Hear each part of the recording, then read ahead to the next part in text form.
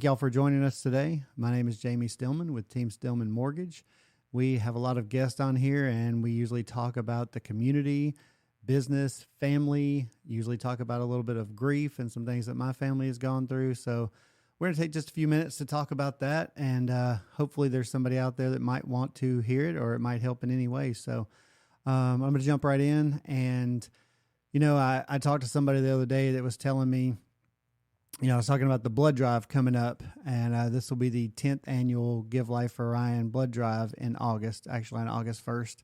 And we're going to be back at the fountains in Murfreesboro. And last year was the biggest one we ever had. Hopefully this next year is going to be even bigger. But it really stopped me in my tracks because they were just talking about, wow, how amazing it must feel, how many lives y'all have saved and everything that you've done in the last 10 years. And my mind, instead of going straight to that, instantly just went to what I think about a whole lot is how in the world did I lose my son 10 years ago?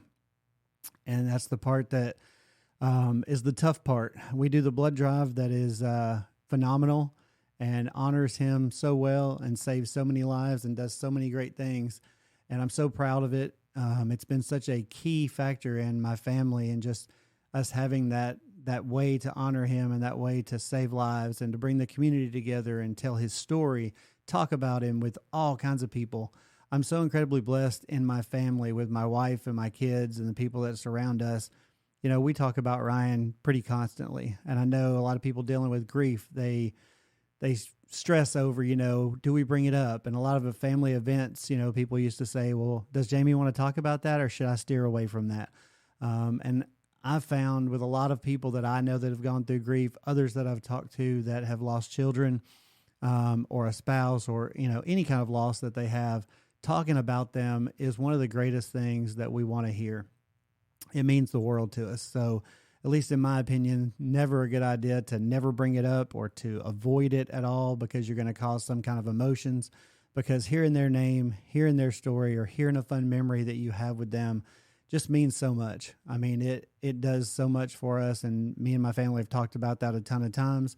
I've talked about it with others, and getting to hear a story that you might have not heard or a way that person affected your life, positively, negatively, just a funny story.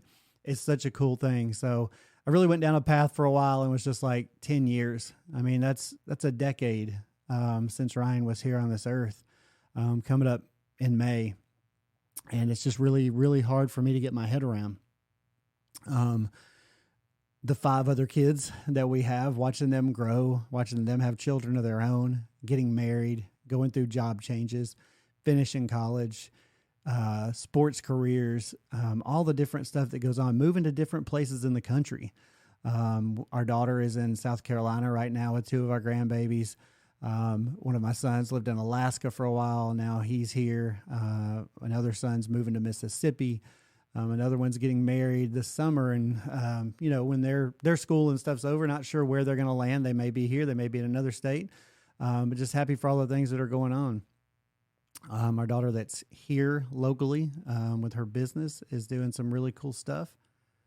We're excited to see where all that goes. But then I just stop and I'm like, man, 10 years, where would Ryan be today? What would he be doing?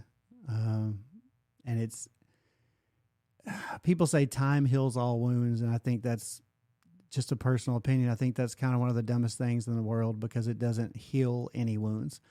Time does help you process, help you understand that there's a greater thing out there. There's someone else that's in control, and it doesn't really matter. There's nothing you could have done to prevent it. And, you have to move on with life the way that person would want you to. And Ryan would definitely be about us living our life and doing big things and being adventurous like he was, and definitely not being sad all the time, even though it's hard to not be sad when I think about it, because it comes out of nowhere all the time.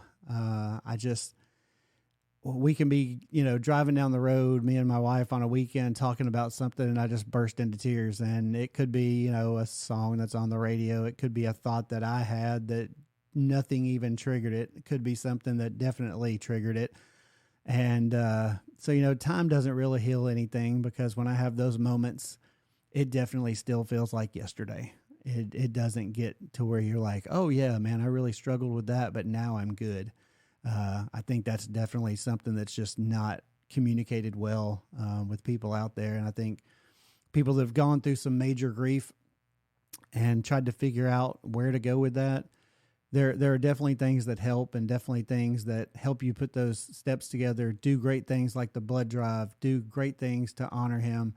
But there are those things, when my kids are getting married, or his friends are getting married and having kids, and, doing great things in life that you would want nothing more than them to do. There always is that little part of my brain that goes back to, what would Ryan say if he was here?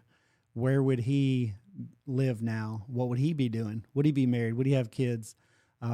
He was one of the coolest uncles in the world to some of my nieces and nephews. So I can just imagine how we would be with our grandkids and his siblings' kids, that kind of stuff. It's just it's pretty cool to think. But it's just going through that with our family. And I've talked to all of our kids, talked to my wife, how those different things affect different people. So, I mean, if I go back a decade, back to 2016, and I start to think, it was May of 2016. We're in this part of our life where all the kids are driving, they're in, they're in high school, or they've graduated, and they're starting to be in the workforce. And actually that May, my son and my daughter, son and stepdaughter, were graduating from high school. May 20th and May 21st, I believe, were their graduation dates. So we're getting ready. We're having graduation parties. We're celebrating them graduating. They're both going off to college after the summer. So everybody's pumped about that. Where are you going to go? What you're going to do? Our youngest is still in school. Older sons are, out working. Nick's in the military. So we got all this cool stuff going on. Ryan's working and lives with some roommates down in Nashville. And so we're just like, man, everybody's thriving. A couple of our kids have been launched. We're getting ready for these kids to go to college, and things are just going really, really well. And 10 days later, May 31st, I get that phone call that no parent ever wants to get, and our whole world instantly changes in that moment, to never go back to be the same ever again. And I think that's one of the biggest things with grief that's so hard for me to get my head around, and is still something I'm working on and getting there myself, is it can't go back to the way it was. And nobody ever believes that it can, but it just makes you go, what would be different? Because every single person that was a part of Ryan's life or was touched by Ryan in any way now has that part. When they go to that thought, it's something totally different. I know for me, I have all those curious things. What would happen? What would happen? Plus, there's so many things I can't get through now where, I have days when I just pull into my office and I need to listen to a song. I've got a couple songs I kind of listen to daily. And sometimes I just have to cry it out. I mean, sometimes I have to give it to God, and I have to just let all those emotions that I kind of push down when I'm working, when I'm with people, when I'm celebrating good things for them or for us, that I kind of put in that little compartment. Sometimes I just have to let it out. And I don't think after 10 years you go, yeah, that really used to make me upset. But now I get up every day and I just push forward, which we do. But we still have those moments where you just feel like you just don't know how you're going to get through to the next moment. And I think that's one of the biggest things I've learned. And I try to tell people when I talk to them, when they say kind of like, how did you get through this? How do you get through this? Is I talk to people and let them know that phrase that it's 100% okay to not be okay. Our kids have times when they've called me and, they're really struggling with something, or they really miss Ryan. They wish he was there. We talk about it in the holidays when we get together, and we'll always have this part of our family that's missing and wonder what's going on. Doesn't mean that we don't have an amazing family. We do amazing things. I'm so blessed and so grateful to have them all. But there's that little piece that you just always kind of wonder, what's going on. And I'm extremely blessed to have the kids be who they are, and my wife to be who she is, so that we can have those great moments in life and enjoy things, because there's a lot of people that grief can take them down with it. Grief can make it to where they can't ever function in society again. And that's a really tough place to be. And I was there immediately after I got that phone call. The next day, when I had to try to start processing everything, it was not easy. It did not happen fast. It was a slow process. It was a long time before I even had my mind to where I could get out of bed and kind of really figure out what I was going to do. And we had some really close friends and family that were there for us, that were there for our kids, that we'll never forget when they stepped in and how they helped. But in that moment, it feels like you're questioning everything. You're like, how is this possible? Why would God do this? And that was a big part of it, trying to understand and work through my faith of understanding why God would take my son that he gave me away and make me have to figure out where to go from there was really, really difficult. I'm thankful for some people that surrounded us and helped me get through that. But in the moment, there's no answers. There's nowhere to go with it. There's no way to fix it. Nobody can tell you anything. I felt like it was just complete numbness. And I found myself just staring out into nowhere, trying to figure out what was going on. Extremely, extremely tough. And I think there's people that may get stuck in that zone, and it's really hard to move forward. And I think that's why it's so important to talk. That's a big reason that I started even trying to do a podcast and talking to people and interviewing people and asking people, is because I realized when I finally got the opportunity to talk to some people and get feedback and realize I wasn't the only one that was going through something like this. That it may not be the same exact thing all the time, but there are others that have had struggles that are similar. And once you realize that there's other people out there that do care, and you're not the only one experiencing that. You're not the only one going through something like that. There are other people that have some comprehension of what you've had to go through. It starts to make it a little bit easier and makes it a little bit more of open to, okay, this isn't going away, but I need to talk about it. I need to learn some coping mechanisms. I need to learn some ways I can deal with this and still be productive and be there for my family, be there to do the things that I want to do while I'm on this earth, and make sure that I'm productive and I'm there for others. So I think that was a huge step for me, was just starting to have people to talk to. Initially, just having the people around, they didn't have to say anything. And that's what was so great. I think a lot of times people don't reach out to people. People don't text or call people when they're going through grief because they say, I just don't know what to say.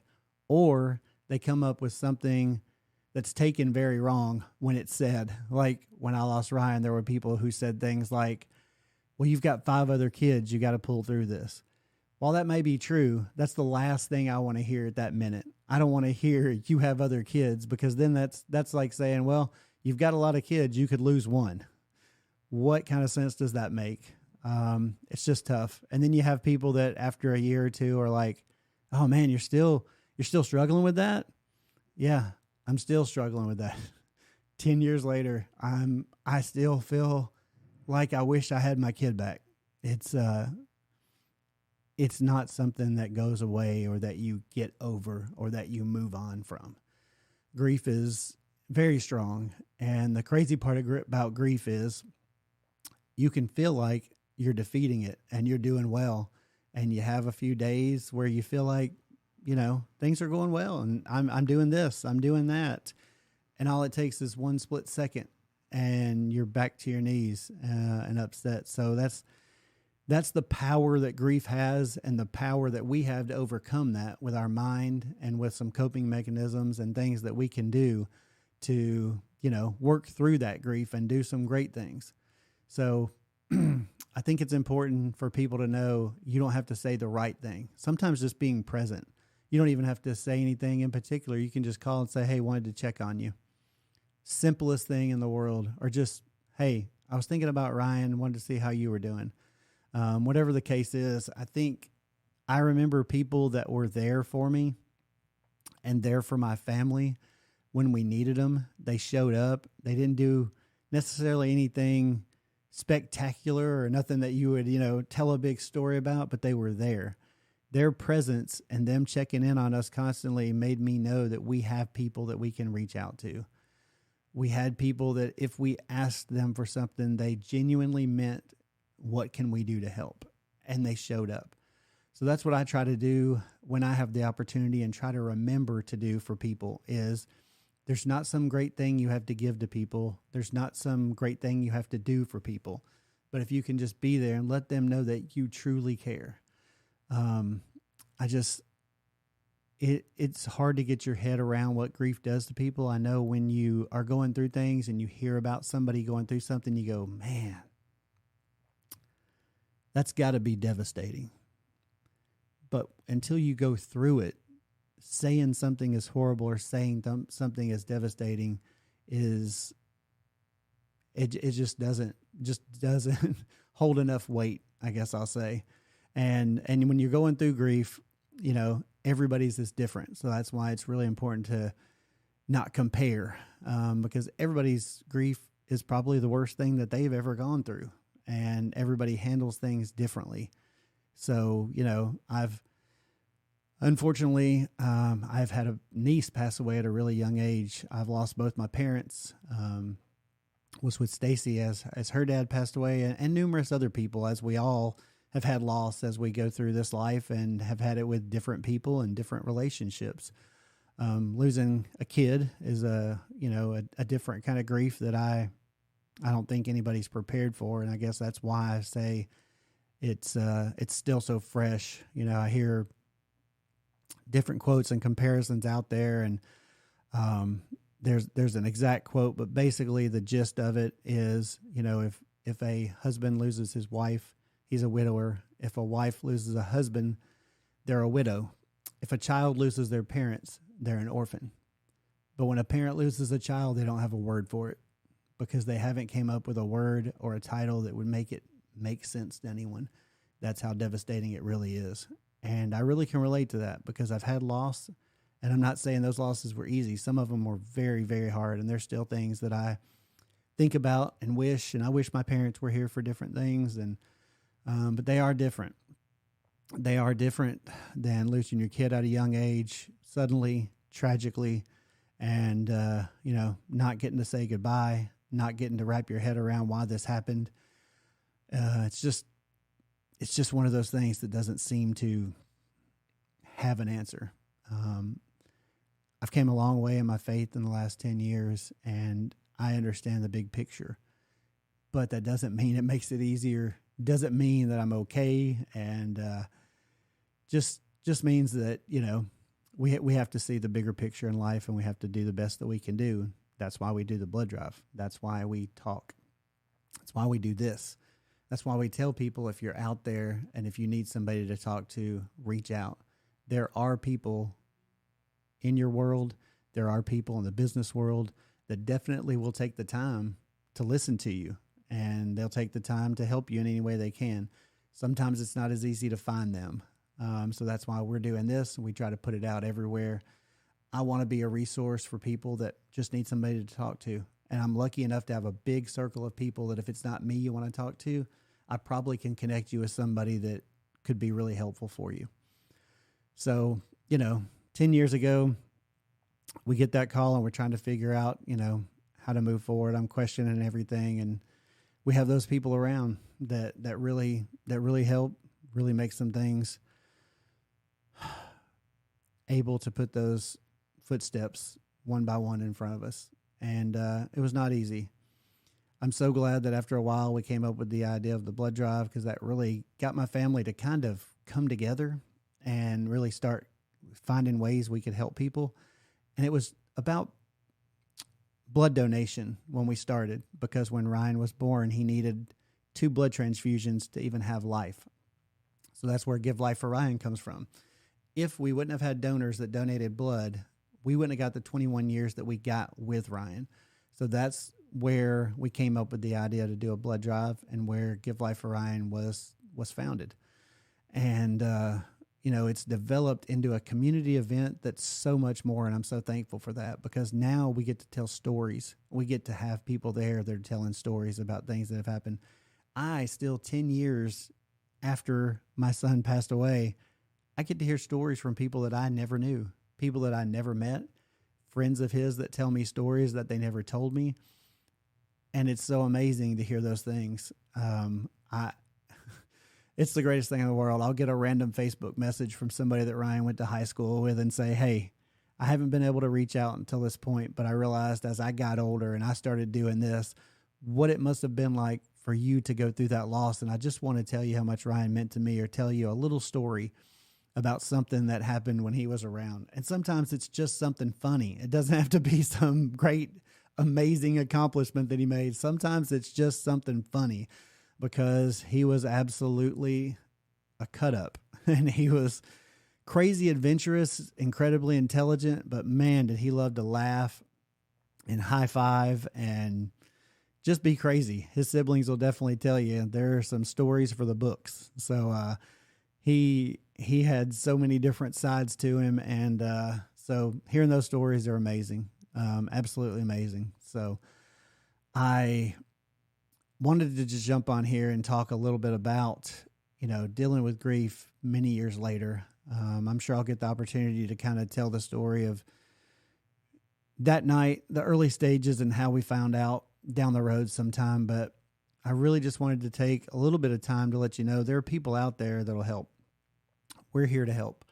I not only had people from our kids' friends that were teenagers, had at the time baseball family, because I coached baseball and one of my sons played some pretty competitive baseball, had people from that realm, had neighbors, had people from church, had people from work, had people in the real estate industry that I may not even do business with. So we didn't have a super strong relationship, but they reached out and they were there in so many different ways. So I think there's help all around us, and it's so important to at least verbalize and at least just have somebody to talk to if you want to. Keeping everything inside is tough. I grew up in an era where it was much more common for men to not share their feelings, I guess is the best way. And it was definitely something that, hey, we don't cry about that. All the way to back to, if you want something to cry about, I'll give you something to cry about. Kind of different times, different era, different ways. And I think I compartmentalized almost everything in my life and really bottled up a lot of stuff until I got a little bit of help after losing Ryan. And it kind of opened up a lot of areas of my life to realize that it was okay to cry. It's definitely okay not to be okay. It's definitely okay to talk to a therapist, okay to talk to a counselor. And like I said, it's okay to sit and cry, listen to a song that reminds you of Ryan, or remember a song that he loved, or a song he played on his guitar. And it's okay to just cry and let it out. And it's okay to scream. It's okay to say, God, I miss my son. I wish he was here. And I can't wait till I see him again. But it's okay to miss him. I never feel like I'm going to be okay. I think I'm going to miss him till I see him again. And I think if we have other loss, we're going to miss those people until we see them again. But I do know that this life is temporary, and we have an eternal life waiting for us. So we have to lean on that. And we also have to be here for each other, because we were definitely put here to help others. So if you know anybody out there that needs help, please let us know. We'd like to help them. And if you'd like to make a difference, we talk about all the time, it's great to sponsor things, and we get to do that as well. And it's amazing. We have some phenomenal sponsors that have been with us coming up on 10 years. So think about that. We're going to have some sponsors that a little while after Ryan passed away, they jumped in, donated money, and said, hey, we want to help you put this blood drive together, help you with the venue, help you with the shirts that you want to do and all that kind of stuff, so they can make a difference. We want to get quality shirts like we do, so that people can actually enjoy them, wear them, so they get to tell Ryan's story. When people say, what's that on your shirt? Give Life for Ryan. What does that mean? So that's why we do a higher quality shirt, so that people can enjoy them. They're comfortable. And we want the message to get out there.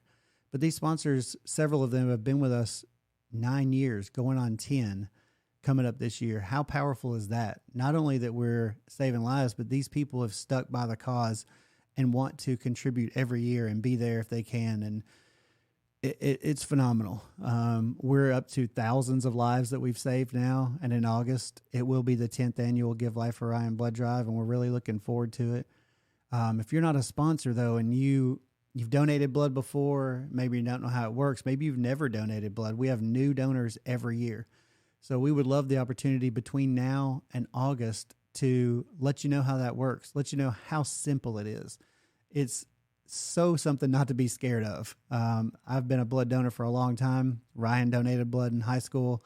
One of the graphics that we always use to represent the blood drive is him after he had given blood with the taped up arm and making one of the crazy faces that he always does. So we'd love the opportunity to let you know how you can roll up your sleeves, donate blood, save up to 3 lives, up to 6, depending on the blood type that you have, because you can do a double donation. So there's lots of information out there. There's so many misinformation things about how I can't give blood because of this, I can't give blood because of that. You do have to be eligible, and there are some things that would keep you from donating, but there are a lot of people that think they can't donate when actually they can. So we'd love the opportunity to talk to you, kind of work through that, and make this year's blood drive, the largest that we ever have. It's such a special thing to me and my family, and we are looking forward to it big time. As I continue to walk through my grief journey with grief of all kinds of loss, but especially today talking about Ryan and missing him after all this time, I really hope that I've been able to say a couple of things that make some sense, or at least some things that were in my head. Grief is the most powerful thing I think I've ever experienced. It's really hard to get your head around how much it really affects you, what it can really do to your life, how much it can break you, how much it can bring you to your knees and make you feel like you just don't know where you're going to go from there. So please reach out to somebody. I definitely am going to continue working on everything that I can, and I'm super thankful for the people that have been around me. So let us know if we can help in any way. And I appreciate y'all listening. Appreciate y'all showing up. Appreciate you being there for me. And we'll see you next time.